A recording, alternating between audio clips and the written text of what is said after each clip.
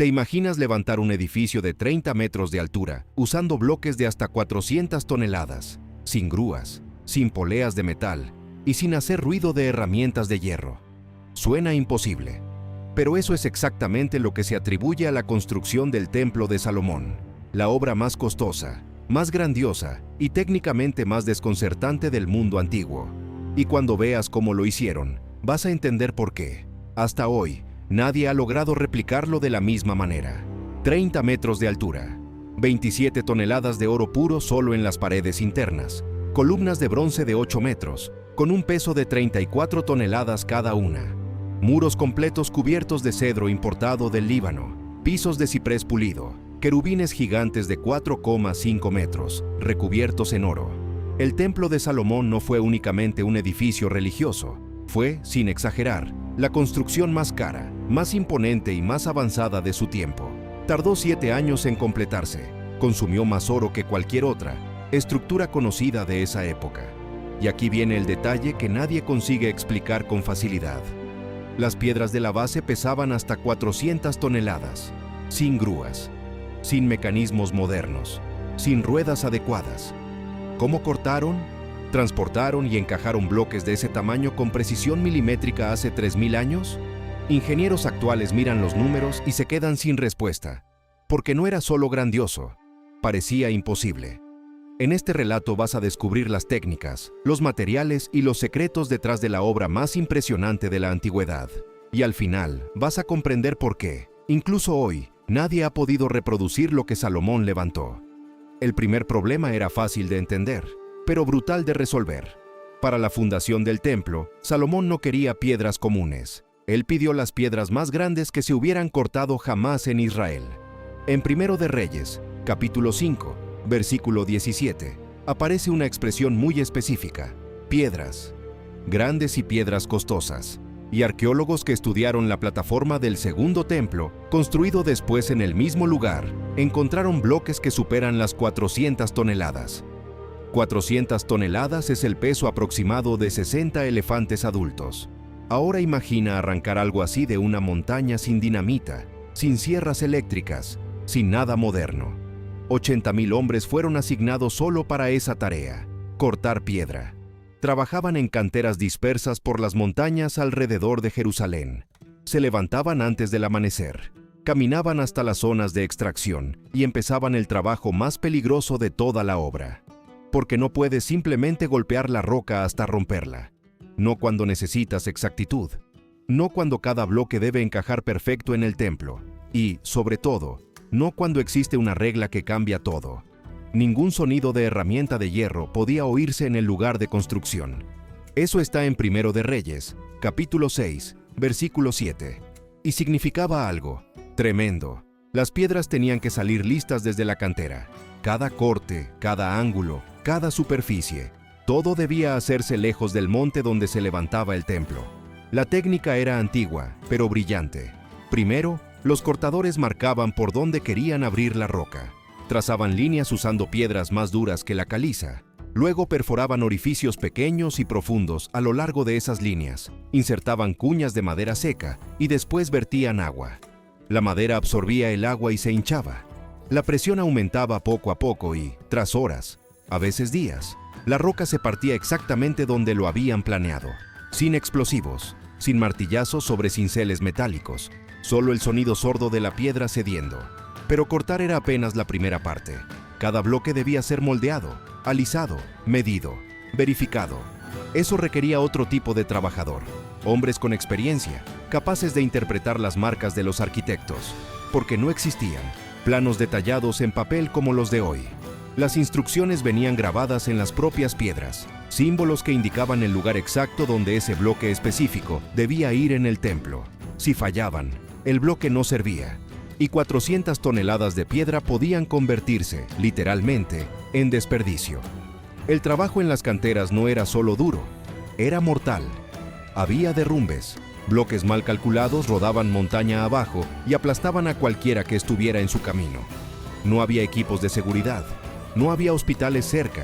Si te herías de gravedad, tus probabilidades de sobrevivir eran mínimas. Y aún así, 80,000 hombres regresaban cada día a esas montañas. ¿Por qué? Porque para muchos israelitas que trabajaban por turnos, era un empleo remunerado, con posibilidad de volver a casa. Pero para los cananeos en trabajo forzado, no había opción. Primero de Reyes, capítulo 9, versículo 21. Dice que Salomón los sujetó a trabajos forzados, hasta el día de hoy. Ellos cortaban piedra o enfrentaban castigo. Y aún así, cortar la piedra era solo el inicio del verdadero problema, porque después venía la parte que mataba a más hombres que cualquier otra. ¿Cómo mueves 400 toneladas por kilómetros de montaña sin máquinas? Imagina la escena. Una cuerda se revienta bajo la tensión. La piedra se detiene de golpe. Los hombres de adelante caen. Otros quedan atrapados debajo del bloque, sin ninguna posibilidad de escapar. Accidentes así no eran raros. Eran parte de la rutina brutal. Porque el segundo desafío era incluso peor que el primero. Ya cortaste la piedra. Está lista, perfectamente labrada. Ahora debes llevarla a Jerusalén, y pesa 400 toneladas. ¿Cómo la mueves? 70,000 hombres fueron designados exclusivamente para transportar. No cortaban, no construían, solo cargaban y movían. La técnica, en teoría, era simple. En la práctica, era un infierno. Rampas de tierra. Construían rampas gigantes de tierra, compactada, subiendo y bajando por las montañas. Colocaban la piedra sobre troncos gruesos que funcionaban como rodillos. Luego amarraban cuerdas de fibra vegetal, tan gruesas como un brazo humano, alrededor del bloque. Y entonces empezaba lo más brutal: tirar. Cientos de hombres sujetaban las cuerdas. Un supervisor gritaba órdenes rítmicas para que todos jalasen al mismo tiempo. Jalar, detenerse, recolocar los troncos que quedaban atrás, volver a jalar. La piedra avanzaba centímetros, a veces solo unos dedos por vez. Un bloque de 400 toneladas podía tardar semanas en recorrer apenas 5 kilómetros. Y durante todo ese tiempo, los hombres dormían junto a la piedra. Comían ahí. No la abandonaban hasta llegar al destino. Pero aquí está el detalle que lo empeora todo. Las cuerdas no duraban para siempre. Las fibras vegetales resisten, hasta cierto punto. Bajo presión constante, se iban desgastando. Hilos se rompían uno a uno. Y cuando por fin cedían, no era solo la cuerda la que se iba. El peso se redistribuía de forma violenta. Algunos hombres salían lanzados hacia adelante. Otros quedaban aplastados. Y la piedra, sin control, a veces se deslizaba hacia atrás y destruía a quien estuviera en el camino. No había seguro. No había compensación para la familia. Si alguien moría, otro tomaba su lugar en la cuerda. Al día siguiente, los israelitas que trabajaban por turnos tenían una ventaja: 1 mes jalando piedras y 2 meses en casa. Aguantaban porque sabían que terminaba. Pero los cananeos en trabajo forzado no tenían esa esperanza. Ellos tiraban hasta que la obra terminara. 7 años. Muchos no sobrevivieron ni los primeros meses. Agotamiento, heridas, enfermedades por dormir a la intemperie.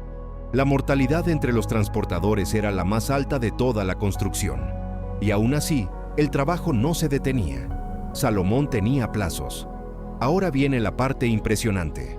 Cuando la piedra finalmente llegaba al sitio de obra en 1907, Jerusalén, no podía ser arreglada. ¿Recuerdas la regla? Ningún sonido de herramienta de hierro. Eso significaba que el posicionamiento tenía que ser perfecto. Si la piedra quedaba un dedo fuera de lugar, no podías golpear con un martillo y ajustar. Tenías que tirar de nuevo, retroceder, recolocar los rodillos, intentar otra vez. Por eso los supervisores eran implacables. Medían todo, revisaban cada ángulo. Y si algo salía mal, la culpa caía sobre los cargadores. Los castigos podían ser severos: latigazos, reducción de ración, a veces algo peor. Pero mover piedras gigantes no era el único imposible. Había otro desafío: traer miles de troncos de cedro desde el Líbano. 200 kilómetros separaban Jerusalén de los bosques del Líbano, y Salomón necesitaba cedro en cantidades enormes. ¿Cómo traes madera de otro país sin camiones? ¿Y cuántos hombres mueren en el camino? El problema no era solo la distancia, era lo que esa distancia significaba. 200 kilómetros de montañas, valles, ríos y territorio extranjero. Y el cedro era la madera más noble del mundo antiguo, resistente, aromática, casi indestructible. Reyes la usaban para palacios y templos, pero Israel no la tenía. Esa madera crecía en las montañas libanesas. Entonces Salomón hizo lo que cualquier líder haría. La compró. La negociación con Hiram, rey de Tiro, está registrada en Primero de Reyes, capítulo 5, versículos 6 al 11. Hiram aportaría leñadores especializados y el cedro necesario. A cambio, Israel pagaría 20,000 coros de trigo por año, más de 4 millones de litros, y también 20,000 batos de aceite, alrededor de 2 millones de litros. Un acuerdo carísimo, pero no había alternativa. Sin cedro, no había templo. 10,000 israelitas fueron asignados para trabajar en el Líbano, pero no permanecían allí todo el tiempo.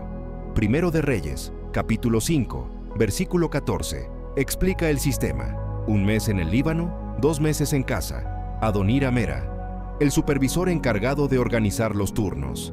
Cada mes, 10,000 hombres subían a las montañas libanesas. Trabajaban junto a los leñadores idóneos, verdaderos especialistas. Derribaban cedros gigantes de siglos de edad. Luego cortaban los troncos en tamaños transportables. Y entonces llegaba lo más difícil: llevarlos hasta Israel. El transporte se hacía en 2 etapas. Primera etapa, por mar. Los troncos se amarraban formando balsas enormes, empujadas y guiadas por embarcaciones más pequeñas. Esas balsas flotaban por el mar Mediterráneo hasta el puerto de Jope, que hoy es parte de Tel Aviv. El viaje duraba días. Las tormentas eran frecuentes. A veces las cuerdas se soltaban y troncos se perdían en el mar. Pero era la forma más rápida de mover madera pesada a larga distancia. Segunda etapa, por tierra. De Jope a Jerusalén hay cerca de 60 kilómetros. Parece poco, pero cada tronco podía pesar toneladas. Usaban casi el mismo método que con las piedras. Rodillos de troncos más pequeños, cuerdas y cientos de hombres jalando. La diferencia era que la madera es más frágil que la piedra. Si dejabas que el cedro se arrastrara, se rayaba, se abría, perdía calidad. Así que el cuidado debía ser doble, y el tiempo muchísimo mayor. Un solo tronco podía tardar semanas en llegar. Los hombres que hacían este trabajo dormían a la intemperie, comían raciones básicas de pan, lentejas y agua. Muchos enfermaban, fiebres, infecciones, agotamiento. No había médicos especializados. Si alguien se debilitaba demasiado para trabajar, era reemplazado. Y si moría, su familia se enteraba semanas después, cuando su turno terminara y él no regresara. Era un sistema brutal, pero eficiente, porque al final, el cedro llegaba. Y cada tronco que entraba a Jerusalén era una pieza más del rompecabezas de lo más grandioso que se había construido. Pero piedras y madera eran solo la mitad del desafío, porque existía una regla que hacía todo 10 veces más difícil: construir en silencio absoluto. Piensa lo que ocurriría si un trabajador golpeara una piedra por accidente. El sonido rebotaría por el lugar. Los supervisores correrían, no importaría la excusa. La sanción sería inmediata y severa. Porque había una regla por encima de todas. Ningún sonido de herramienta de hierro podía oírse en la obra. Ninguno. No era sugerencia, no era preferencia. Era una orden directa registrada en Primero de Reyes, capítulo 6, versículo 7. Y quien la quebraba lo pagaba caro. Pero aquí está la pregunta que pocos responden fácilmente. ¿Cómo levantas un edificio de 30 metros con bloques de cientos de toneladas y vigas gigantes de cedro, sin hacer ruido? ¿Cómo encajas piedra con piedra sin ajustar? ¿Cómo corriges un error sin martillar? La respuesta estaba en la preparación. Todo debía llegar perfecto desde las canteras y los talleres de carpintería. Cada piedra cortada a la medida exacta, cada viga de cedro medida, al milímetro, cada encaje calculado de antemano. Porque cuando el material llegaba al monte Moria, donde se erigía el templo, no existía la segunda oportunidad. Los arquitectos y maestros constructores usaban un sistema de marcación, símbolos grabados en las piedras, aún en las canteras, letras hebreas, números, señales que indicaban la posición exacta de cada bloque. Cuando la piedra llegaba a Jerusalén, los constructores leían esas marcas y sabían dónde iba. No necesitaban volver a medir, no podían ajustar con cinceles de metal, solo encajaban. Y si encajaba mal, entonces el error había ocurrido antes, en la cantera, y alguien pagaría por ello. El trabajo en el sitio era tenso y silencioso. Cientos de hombres moviendo piedras gigantes sin poder alzar la voz, sin poder usar metal. Usaban palancas de madera, cuñas, cuerdas, movimientos lentos y milimétricos, Un bloque fuera de lugar podía obligar a desmontar parte de la estructura y empezar de nuevo. Y todo sin golpear, sin cerrar, sin martillar. El nivel de coordinación que se exigía era absurdo. Un solo error de comunicación podía hacer que toneladas de piedra cayeran sobre los trabajadores. ¿Y por qué existía esa regla? La explicación está en el propósito del templo. No era un palacio cualquiera. Era la casa de Dios, un lugar sagrado donde el Creador habitaría. Y Dios había ordenado que el lugar se tratara con reverencia absoluta desde el primer día. El ruido de herramientas de hierro era considerado profano, así que el trabajo debía realizarse en santidad, en silencio, como si cada piedra colocada fuera un acto de adoración. Los 3.300 supervisores tenían la misión de garantizarlo. Circulaban todo el tiempo, vigilaban cada movimiento, escuchaban cada sonido. Y al menor indicio de desobediencia actuaban. Las sanciones variaban: latigazos por faltas leves, reducción de ración, tareas aún más pesadas y, en casos extremos, expulsión de la obra. Para los cananeos en trabajo forzado, ser expulsado podía significar prisión o algo peor. Para los israelitas por turnos, podía significar deshonra pública. Por eso todos obedecían. Trabajaban en silencio. Y de algún modo, contra toda probabilidad, el templo se elevaba piedra por piedra, sin ruido y sin margen para el error. Pero construir en silencio era solo parte del reto, porque el templo no solo debía ser grande, tenía que brillar. 27 toneladas de oro puro cubriendo muros enteros. ¿Cómo trabajas con semejante cantidad de metal precioso? ¿Y quién fue el hombre que Salomón trajo de otro país para dirigir ese trabajo?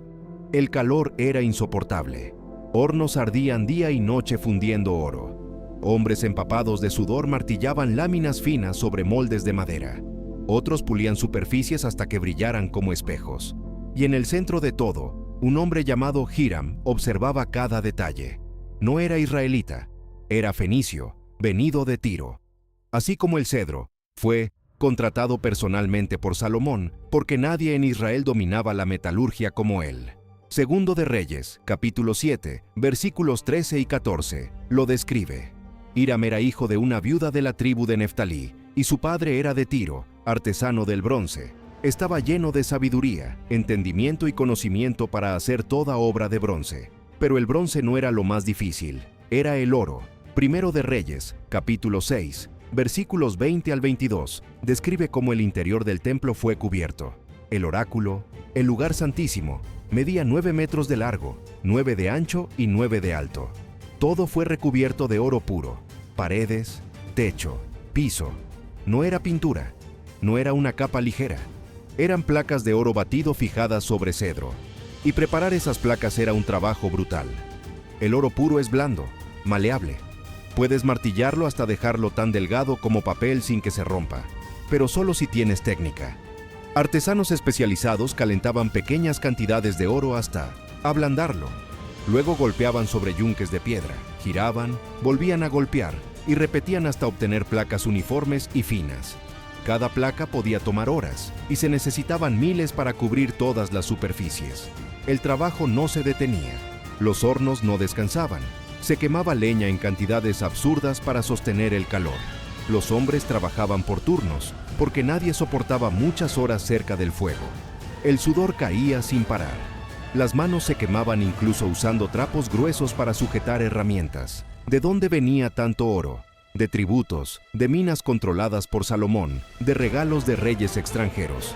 Primero de Reyes, capítulo 10, versículo 14, dice que Salomón recibía 660 talentos de oro por año, más de 22 toneladas anuales, y una gran parte de eso se destinaba al templo. Pero el oro no cubría solo paredes. Había objetos, querubines gigantes de madera recubiertos de oro, cada uno de 4,5 metros de altura, con alas abiertas tocando las paredes del lugar santísimo. El altar del incienso hecho completamente de oro. Mesas, utensilios, cadenas, todo resplandecía. Y fabricar esas piezas exigía otro nivel de habilidad. Escultores tallaban la madera. Luego los metalúrgicos aplicaban el oro, martillaban hojas finísimas sobre las formas, pulían hasta eliminar cualquier imperfección. Era arte e ingeniería al mismo tiempo. Hiram supervisaba todo personalmente. No era un obrero más, era el maestro traído de afuera porque Israel no tenía a alguien de su nivel. Y bajo su dirección se entregaron las columnas de bronce llamadas Jaquín y Buz, cada una de 8 metros de altura, y el gran tanque de bronce para purificación sostenido por 12 bueyes de metal. Todo eso hecho bajo su mando. Y cuando terminaron, cuando se fijó la última placa de oro y se pulió el último objeto, el templo ya no era solo una construcción, era una maravilla que reflejaba la luz como ninguna otra estructura en la tierra. Pero ni el oro, ni la madera, ni las piedras significaban nada sin una sola cosa: coordinación. ¿Cómo organizas a 150,000 trabajadores repartidos en distintos lugares haciendo tareas distintas? ¿Y cómo garantizas que todo quede listo en exactamente 7 años, sin retrasos? 7 años, 255 días. Ese era el plazo. No había extensión. No había negociación. Salomón había prometido que el templo estaría listo en un año específico de su reinado. Y si coordinar 5 personas ya es difícil, imagina coordinar 150,000 trabajadores en canteras, en bosques del Líbano, en talleres de metalurgia y en el centro de obra en Jerusalén. Cada grupo con su función, cada tarea dependiendo de otra. Si algo se atrasaba, todo se detenía. ¿Cómo evitar el caos total? La respuesta está en los supervisores. 3,300 de ellos. Primero de Reyes, capítulo 5, versículo 16, registra el número. Estos hombres no cargaban piedra, no talaban cedros, no martillaban oro. Ellos organizaban, controlaban, aseguraban que cada trabajador estuviera en el lugar correcto, haciendo lo correcto, en el momento correcto. Y por encima de ellos había 550 jefes principales, que comandaban todo el proyecto y respondían directamente ante Salomón. La presión sobre ellos era enorme. El sistema funcionaba como una máquina militar. Cada supervisor controlaba a decenas de trabajadores. Conocían a cada hombre. Sabían quién era confiable, quién era fuerte, quién necesitaba vigilancia constante. Cada mañana, antes de que saliera el sol, reunían a sus grupos, asignaban tareas y luego fiscalizaban hasta el atardecer. Si alguien faltaba, era reemplazado. Si alguien trabajaba lento, recibía advertencias. A la tercera advertencia, venía el castigo. Pero no todo era castigo. También había recompensas. Los israelitas que completaban su turno recibían pago en trigo, aceite y vino, suficiente para sostener a la familia durante los 2 meses en casa. Algunos supervisores daban porciones extra a equipos que avanzaban más rápido. Eso creaba competencia. Los grupos querían ser los mejores, se esforzaban más y la obra avanzaba. Y aquí viene un detalle que sorprende. Durante los 7 años de construcción, ningún desastre grande detuvo el proyecto. No hubo rebelión masiva, no hubo guerra que desviara recursos, no hubo una plaga que paralizara todo. La obra siguió, piedra tras piedra, viga tras viga, placa de oro tras placa de oro. Y en el 8º mes del año 11 de Salomón, exactamente como se había planeado, la última pieza fue colocada. El templo estaba terminado. La inauguración ocurrió meses después, durante la fiesta de los tabernáculos. Primero de Reyes, capítulo 8, describe la escena. Todo Israel se reunió. Los sacerdotes llevaron el arca del pacto al lugar santísimo. Salomón oró en público pidiendo que Dios habitara allí. Y entonces ocurrió algo que nadie esperaba. Una nube llenó el templo. No era niebla común. Era la gloria de Dios, tan densa, tan intensa, que los sacerdotes no podían mantenerse en pie.